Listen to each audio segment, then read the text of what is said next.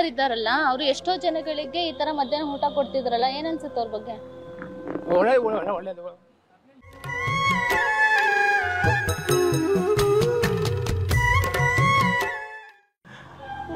ಒಳ್ಳೇದು ಅವರಿಗೆ, ಅವರು ಭಾಳ ಒಳ್ಳೇದು ಮಾಡ್ತಾರೆ ನೋಡಿ.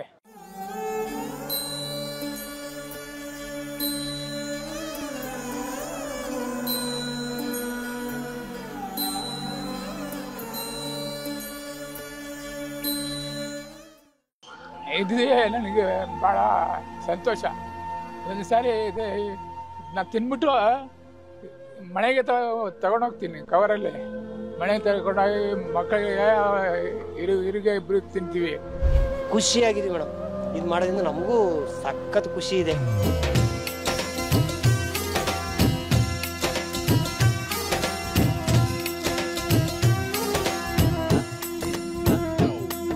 ನಮ್ಮ ಯಜಮಾನ್ರು ಹೇಳ್ತಾರೆ, ಅದ್ರಲ್ಲಿ ಮಾತ್ರ ರೇಟಲ್ಲಿ ಕಾಂಪ್ರಮೈಸ್ ಮಾಡಿಬಿಡಿ, ಚೆನ್ನಾಗಿ ತರಕಾರಿ ಹಾಕಿ ಒಳ್ಳೆ ಊಟ ಕೊಡಿ ಅಂತೇಳಿ. ಹಾಗಾಗಿ ನಾವು ಅದರಲ್ಲಿ ಯಾವುದ್ರಲ್ಲೂ ನಾವು ಹೋಟೆಲ್ ಗೆಸ್ಟ್ಗೆ ಯಾರು ನಮ್ಗೆ ₹1000 ಕೊಟ್ಟು ಇಲ್ಲಿ ಕಾನ್ಫರೆನ್ಸ್ ಮಾಡ್ತಾರೋ ಅವ್ರಿಗೇನು ಕೊಡ್ತೀವಿ ಅದೇ ಊಟ ಸರ್ವ್ ಮಾಡ್ತೀವಿ.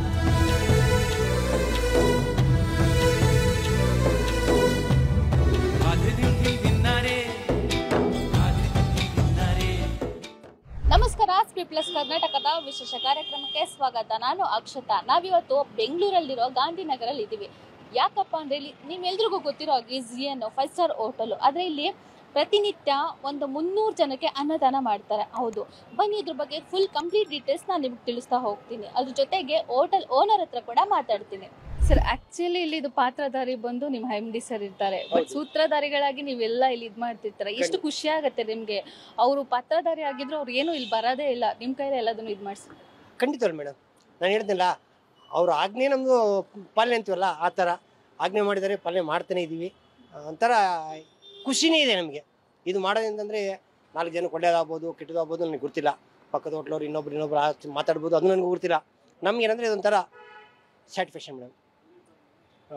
ಸ್ಟಾಫ್, ಓಲ್ ಸ್ಟಾಫ್, ಇವನ್ ಹೌಸ್ ಕೀಪಿಂಗ್ ಇರಲಿ, ಇವನ್ FMB ಸರ್ವಿಸ್ ಇರಲಿ, ಇನ್ನೊಂದು ಡಿಪಾರ್ಟ್ಮೆಂಟ್ ಇರಲಿ, ನಮ್ಮಲ್ಲಿ 8 ಡಿಪಾರ್ಟ್ಮೆಂಟ್ ಇದೆ. 8 ಡಿಪಾರ್ಟ್ಮೆಂಟ್ ಕಡೆಯಿಂದ ಹುಡುಗರು ಎಲ್ಲರೂ ಸಪೋರ್ಟ್ ಕೊಡ್ತಾರೆ ಇದಕ್ಕೆ. ಇನ್ನೊಂದು ಎಲ್ರಿಗೂ ಒಂದು ಡ್ರೀಮ್ ಇರುತ್ತೆ, ಈ ಥರದ್ದು ಏನಾದರೂ ಲೈಫಲ್ಲಿ ಅಚೀವ್ ಮಾಡಬೇಕು ಅನ್ನೋದು ಇರುತ್ತೆ. ಆದರೆ ನಿಮ್ಮ MD ಸರ್ ಅದನ್ನ ಪ್ರೂವ್ ಮಾಡಿ ತೋರಿಸಿದ್ದಾರೆ. ನಿಮ್ಮ ಸರ್ ಬಗ್ಗೆ ನೀವೇನಾದರೂ ಹೇಳಿದ್ರೆ ಏನು ಹೇಳ್ತೀರಾ ಅಂತ? ಮೇಡಮ್, ದೇವ್ರ ಬಗ್ಗೆ ಮೇಡಮ್ ಮಾತಾಡೋ ಚಾನ್ಸ್ ಇಲ್ಲ. ದೇವ್ರು ಅಷ್ಟೇ, ನಾವೇನು ನೋ ಕಾಮೆಂಟ್ಸ್ ಅಂತಾರಲ್ಲ, ಜಿಪ್ ಲಾಕ್ ಅಷ್ಟೇ. ಅವ್ರ ವಿಚಾರದಲ್ಲಿ ಎಷ್ಟು ಖುಷಿಯಾಗಿದ್ದೀರಾ ಮೇಡಮ್? ನಾನು ಇದುವರೆಗೆ ಆಯ್ತು ಅವರು ಒಂದು ಹುಡುಗನಾಗಲಿ ಒಬ್ಬರಿಗಾಗಲಿ ಬೈದಿದ್ದು ನಾನು ನೋಡೇ ಕೇಳಿಲ್ಲ. ನಾವು ತಪ್ಪು ಮಾಡ್ತಾರೆ, ಎಲ್ಲರೂ ಮಾಡ್ತಾರೆ. ತಪ್ಪು ಮಾಡಿದ್ರು ಕೂಡ ಯಾಕೆ ಮಾಡಿಯಪ್ಪ ಅಂತ ಕೇಳಿಲ್ಲ. ನೆಕ್ಸ್ಟ್ ಟೈಮ್ ಮಾಡಬೇಡಿ ಅಷ್ಟೇ. ಅವ್ರ ಮನಸ್ಸು ಚಿಕ್ಕ ಮಕ್ಕಳು ಇರ್ತಾರೆ, ಆ ಥರ ಇದೆ ಮನಸ್ಸು. ಅವ್ರು ಒಂಥರ ಹೇಳ್ತಾರೆ ಮೇಡಮ್, ಆ ಖುಷಿ ನಮಗೆ ಬರಲ್ಲ ಮತ್ತೆ. ಅದು ಪ್ರತಿ ದಿವಸ ಊಟ ಕೊಡ್ತಾರೆ. ಕೆಲಸ ಇಲ್ದಿರೋರು ಏನು ಮಾಡ್ತಾರೆ, ಹೊಟ್ಟೆ ಹಸಿವಾಗಿ ಇದಾಗಿ ಇಲ್ಲಿ ಬಂದು ಊಟ ಇಸ್ಕೊಂಡು ಊಟ ತಿಂದ್ಬಿಟ್ಟು ಹೋಗ್ತಾರೆ. ಏನು ಮಾಡೋದು, ಕೆಲಸ ಇಲ್ಲ ಅಂತ ಹೇಳಿದ್ರು. ಸರಿ, ಕೆಲಸ ಇರೋವಾಗ ಬರ್ತೀನಪ್ಪ ಅಂತ ಹೇಳ್ಬಿಟ್ಟು ಬಂದ್ಬಿಟ್ಟೆ. ಬಾಡಿಗೆಲ್ಲ ಕಟ್ಟಬೇಕು, ಮನೆಯಲ್ಲಿ ಊಟಕ್ಕೆ ಸ್ವಲ್ಪ ತೊಂದರೆ ಇರೋದೆಲ್ಲ, ಎಲ್ಲ ಸಾಲಾಗೆಲ್ಲ ಮಾಡಿ ತಿಂತಾಯಿದ್ದೀವಿ. ಇಲ್ಲಿ ಬಂದು ಮಧ್ಯಾಹ್ನ ಒಂದು ಟೈಮ್ ಇಲ್ಲಿ ತಿಂದ್ಬಿಟ್ಟು ಹೋಗ್ತೀನಿ. ಇಲ್ಲಿ ಹೋಟ್ಲು ಓನರ್ ಇದ್ದಾರಲ್ಲ, ಅವರು ಎಷ್ಟೋ ಜನಗಳಿಗೆ ಈ ತರ ಮಧ್ಯಾಹ್ನ ಊಟ ಕೊಡ್ತಿದ್ರಲ್ಲ, ಏನ್ ಅನ್ಸುತ್ತೆ ಅವ್ರ ಬಗ್ಗೆ? ಒಳ್ಳೇದು.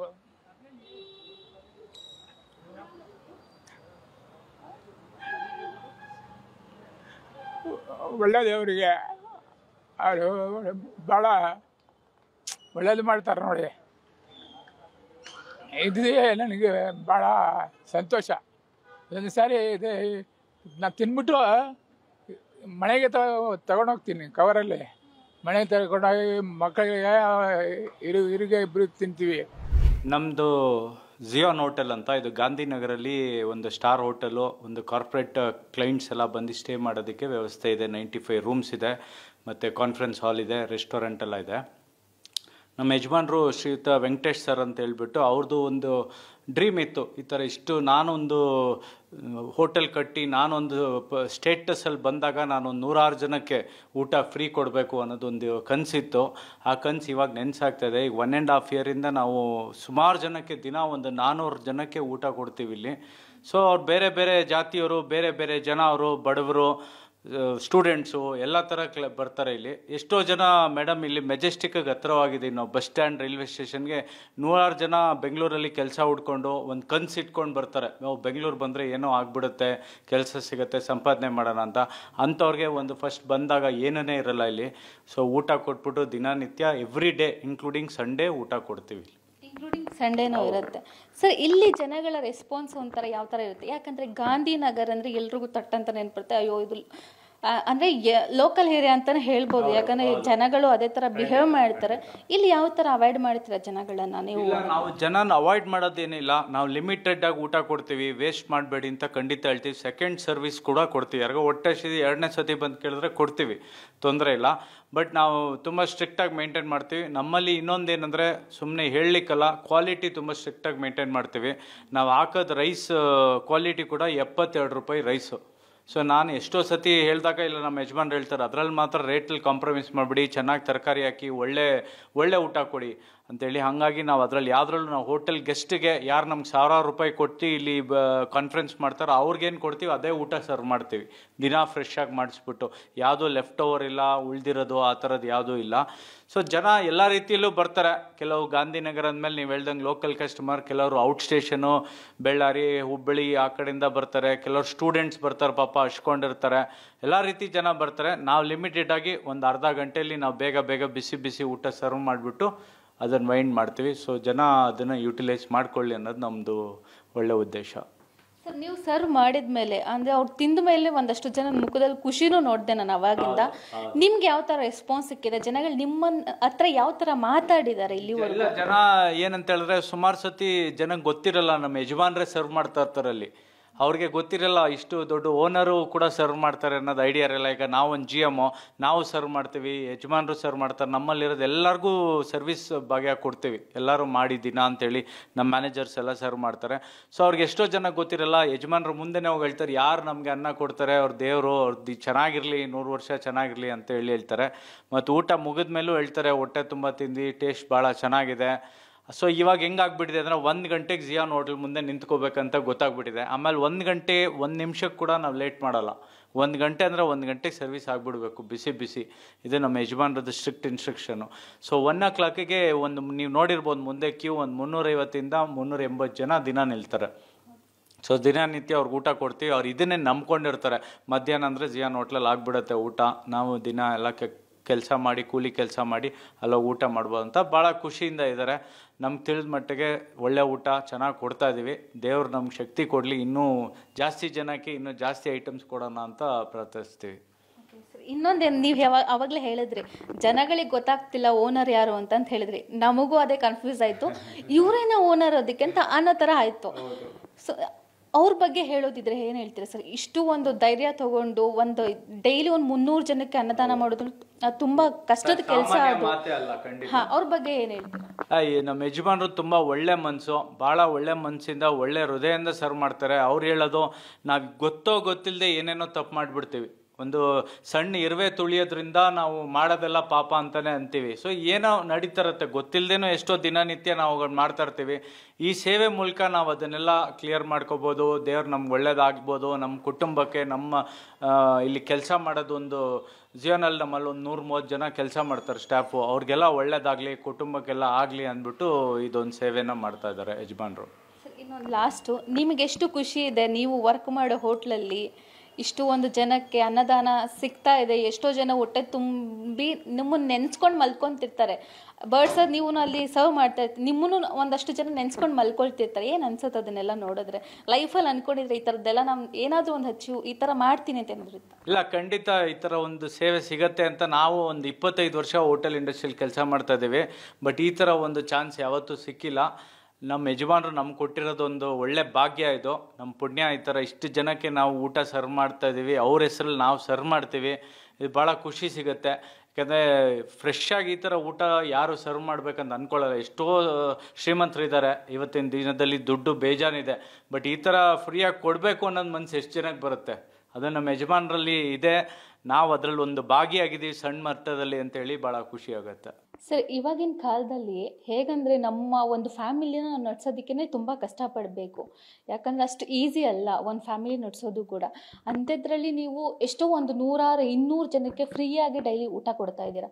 ನಿಮ್ಮ ಹಿನ್ನೆಲೆ ಏನು ಫಸ್ಟಾಗಿ ತಿಳ್ಕೊಳ್ಳೋದಿದ್ರೆ ನಾವು? ನೋಡಿ, ಮೂಲತಃ ನಾವು ಬಡ ಕುಟುಂಬದಿಂದ ಬಂದಿರೋರು. 2019ರಲ್ಲಿ ನಾನು ಈ ಹೋಟೆಲ್ ಉದ್ಯಮ ಆರಂಭ ಮಾಡಿದೆ. ಆರಂಭ ಮಾಡಿ ಒಂದು ಕೆಲವೇ ತಿಂಗಳ ನಂತರ ಕರೋನಾ ಬಂತು.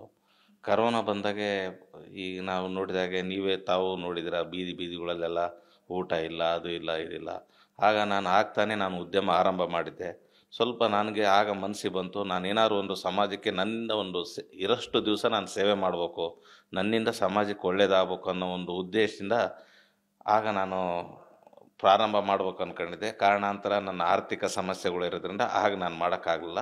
ಈಗ ನಾನು 1 ವರ್ಷದಿಂದ ನಾನು ಈ ಅನ್ನದಾನನ ಪ್ರಾರಂಭ ಮಾಡಿದ್ದೀನಿ. ಇದರಿಂದ ಬಡ ಕುಟುಂಬಗಳಿಗೆ ಅಥವಾ ಊಟಕ್ಕೆ ಬಂದಿರೋರಿಗೆ ಅವರಿಗೆಲ್ಲ ಭಾಳ ಹೆಲ್ಪ್ ಆಗಲಿ ಅನ್ನೋ ಒಂದು ಉದ್ದೇಶದಿಂದ ನಾನು ಈ ಅನ್ನದಾನ ಕಾರ್ಯಕ್ರಮನ ಆರಂಭ ಮಾಡಿದ್ದೀನಿ. ಸರ್, ಇನ್ನೊಂದೇನೆಂದರೆ, ನಾನು ಕೆಲವಷ್ಟು ಸಂದರ್ಶನಗಳಲ್ಲಿ ನಿಮ್ಮನ್ನು ನೋಡಿದ್ದೀನಿ.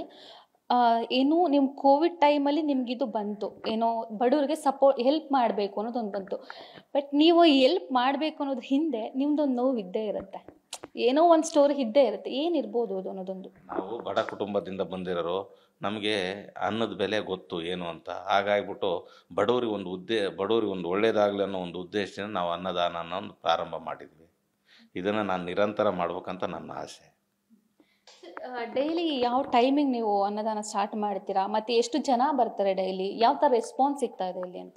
ಸುಮಾರು ಡೈಲಿ ಮಧ್ಯಾಹ್ನ 1ರಿಂದ 1:30ವರೆಗೆ ಮಾಡ್ತೀವಿ. 250ರಿಂದ 300 ಜನ ಊಟ ಮಾಡ್ತಾರೆ. ಇದರ ಖರ್ಚು ನನಗೆ ಡೈಲಿ ಒಂದು 6,000 ರೂಪಾಯಿ ಬರುತ್ತೆ. ಆಲ್ಮೋಸ್ಟ್ ತಿಂಗಳಿಗೆ ಒಂದು 2 ಲಕ್ಷ ರೂಪಾಯಿ ಬರುತ್ತೆ. ನನ್ನ ಉದ್ದೇಶ ಬಡವ್ರಿಗೆ ಒಳ್ಳೇದಾಗಲಿ ಅನ್ನೋ ಒಂದು ಉದ್ದೇಶ. ಆ ಒಂದು ಇದಕ್ಕೋಸ್ಕರ ನಾನು ಈ ಅನ್ನದಾನನ ಆರಂಭ ಮಾಡಿದ್ದೀನಿ. ಸರ್, ನಿಮಗೆ ಇದು ಬಂದಿರುತ್ತೆ ಅಂದರೆ ಇಲ್ಲಿ ಬಂದು ಏನು ಒಂದು 200 ಜನ ಇಲ್ಲಿ ಉಚಿತವಾಗಿ ಊಟ ತಿಂತಾರೆ. ಅವರು ನಿಮ್ಮ ಹತ್ರ ಏನಾದರೂ ಮಾತಾಡಿದಾರಾ, ಏನಾದರೂ ಹೇಳ್ಕೊಂಡಿದ್ದಾರಾ ನಿಮ್ಮ ಹತ್ರ? ಅಂದರೆ ಅವರು ಹಸ್ತಿರೋ ಹೊಟ್ಟೆ ತುಂಬಿದಾಗ ಅವ್ರಿಗೂ ಮಾತುಗಳು ಬಂದೇ ಬರುತ್ತೆ. ಸುಮಾರು ಜನ ಭಾಳ ನೆನೆಸ್ಕೊಂತಾರೆ, ಇಲ್ಲ ಇಂಥ ಕಾಲದಲ್ಲೂ ನೀವು ಇಂಥ ಜಾಗದಲ್ಲಿ ನೀವು ಊಟ ಹಾಕ್ತೀರಂದರೆ ನಿಜವಾಗ್ಲೂ ನಿಮಗೆಲ್ಲ ಒಳ್ಳೇದಾಗಲಿ, ದೇವ್ರು ನಿಮ್ಮನ್ನೆಲ್ಲ ಚೆನ್ನಾಗಿಟ್ಟಿರಲಿ, ನೀವು 100 ವರ್ಷ ಬಾಳಿ ಅಂತ ಹಾರೈಸಿ ಹೋಗ್ತಾರೆ ವಿನ ಯಾರು ನಮ್ಮನ್ನಂತೂ ಕೆಟ್ಟದಾಗಿ ಹೇಳಲ್ಲ. ಒಳ್ಳೆಯರೋ ಅನ್ನದಾತೋ ಸುಖಿ ಭವ ಅಂತ ಹೇಳ್ಕೊಂಡು ಹೋಗ್ತಾರೆ. ಸರ್, ಒಂದು 200-300 ಜನಕ್ಕೆ ನೀವು ಪ್ರತಿದಿನ ದೇವರಾಗಿದ್ದೀರಾ. ನಿಮ್ಮ ಮೂಲತಃ ನಿಮ್ಮ ಊರು ಯಾವುದು? ನೀವು ಹೇಗೆ ಹುಟ್ಟು ಬೆಳೆದು ಬಂದಿದ್ದು ಹೇಗಿತ್ತು ಸ್ಟೋರಿ ಅನ್ನೋದೊಂದು? ನಾವು ಬಳ್ಳಾರಿ ಜಿಲ್ಲೆ ಹೊಸಪೇಟೆ ತಾಲೂಕು ಗಾದಿಗ್ನೂರು ಗ್ರಾಮದವರು. ನಾವು ಇಲ್ಲಿ ಬಂದು ಸೆಟ್ಲಾಗಿ 50 ವರ್ಷ ಆಯಿತು. ನಾವೆಲ್ಲ ಸ್ವಲ್ಪ ಎಲ್ಲ ಡೆವಲಪ್ಮೆಂಟ್ ಆಗಿ ಒಂದು ಸ್ಟೇಜಿಗೆ ಬಂದ ಮೇಲೆ ನಾನು ಒಂದು ಹೋಟೆಲ್ ಉದ್ಯಮ ಆರಂಭ ಮಾಡಿದೆ. ಆರಂಭ ಮಾಡಿದ ನಂತರ ನನಗೆ ಒಂದು ಮನಸ್ಸಿಗೆ ನಮ್ಮ ತಾಯಿ ತಂದೆಯವರು ಹೇಳಿದರು, ನೋಡಪ್ಪ ನೀನು ಏನೇ ಮಾಡು, ಸಮಾಜಕ್ಕೆ ನಿನ್ನಿಂದ ಒಂದು ಒಳ್ಳೆಯದ ಕಾರ್ಯ ಮಾಡು ನೀನು ಅಂತ ಹೇಳಿದರು.